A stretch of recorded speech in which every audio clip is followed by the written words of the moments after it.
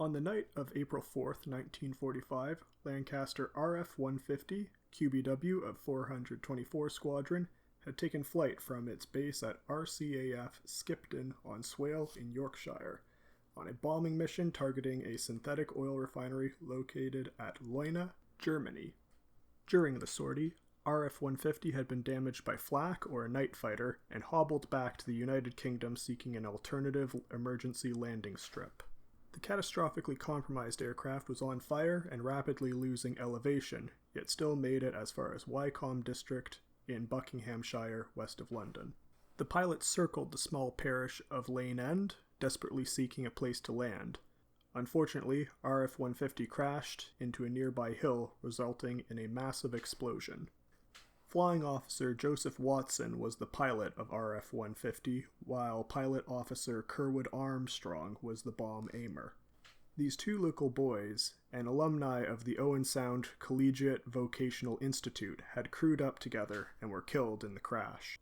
Other crew members included Navigator, Flying Officer Joseph Rochford, Flight Engineer, Pilot Officer Edward Ashdown, Wireless Operator, Pilot Officer Stuart Thompson, and Air Gunners, Pilot Officer Charles Howe, and Pilot Officer Stuart Robinson.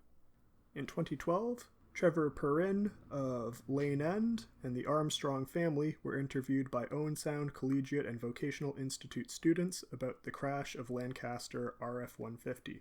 Their interviews form the basis for this video. I tell you the story because a 12-year-old boy was in bed asleep in my family home. My parents, who were alerted by the noise of a low-flying aircraft, immediately got me out of bed and out of the home.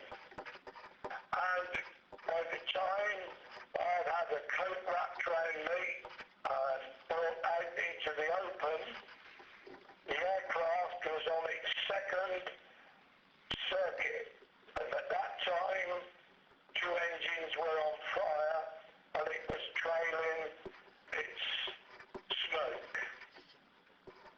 It didn't make the third circuit.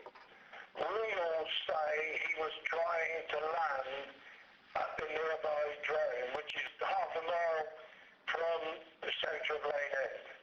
That particular airfield, which now has a paved runway, was in those days just a grass airfield, and it was an ab initio flying training school for the RAF.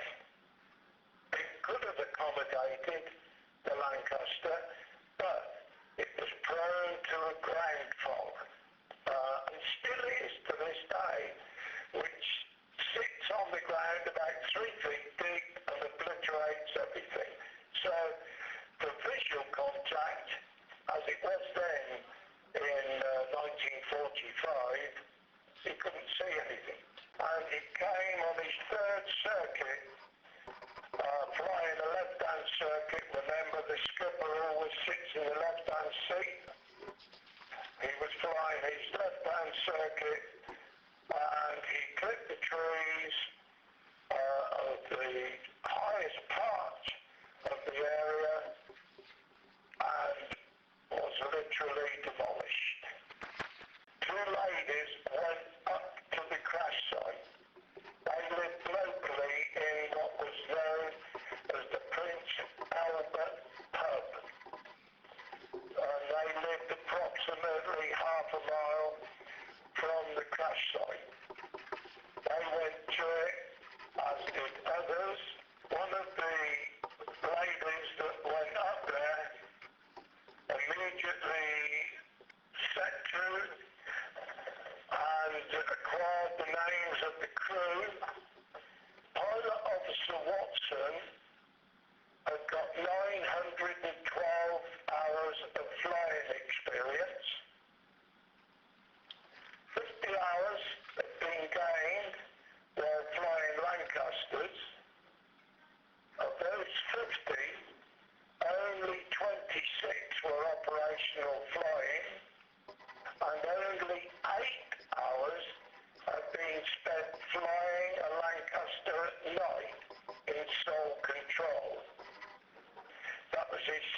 trip as skipper. Each of the rest of the crew had carried out only 14 hours of operational flying. They therefore had a woeful lack of combat experience, and their average age was just 20.5 years. See, Doug used to tell me that Kirby would carry me around on his shoulders when he was at home. That has always been in my mind for years, but I don't remember. But Doug said that that's what he used to do. Well, he was a smart kid. He had more brains than some of the rest of us, I think, because he was very smart, very clever, and quick at learning, and did well in school, and he was good at sports and so forth. I know that he did a lot of skating, so I'm sure he played hockey, and he was probably on some of the teams that were in Owen Sound at the time. And also, there have been women that have approached me and said that he was so handsome. It was very, very sad. Owen Sound was very sad. Mm-hmm. All I recall is when this shock hit us, and it was this big car come in, and this guy was a colonel or something. He came over with the Reverend, and so I definitely felt there must be something. I was only young, and they came and told my mom that they were sorry. And the whistles were blowing steady that day when this guy pulled up again, and they said Kirby had been killed in action. And they blew the whistles because the Stone Foundry and that Russell Brothers had been told the war had ended. The whole family never missed a Remembrance Day service ever. Like we all used to go together. Mm-hmm. Mm-hmm. And we still go, the ones that can now. Uh-huh. But, there's a few that are gone now, 2 out of the 10. Mm-hmm. Well, there is a legacy because most of the brothers have a Kerwood, a Kirby, or a Kirk, so the tradition lives on, that's for sure. Or even their second names, like I've got Leslie Kerwood, so I've got Grandpa's name and Kirby's Kerwood. But as far as being buried in England, I don't think that's a problem because they have so cared for that cemetery so nicely and kept it so beautiful. No problem.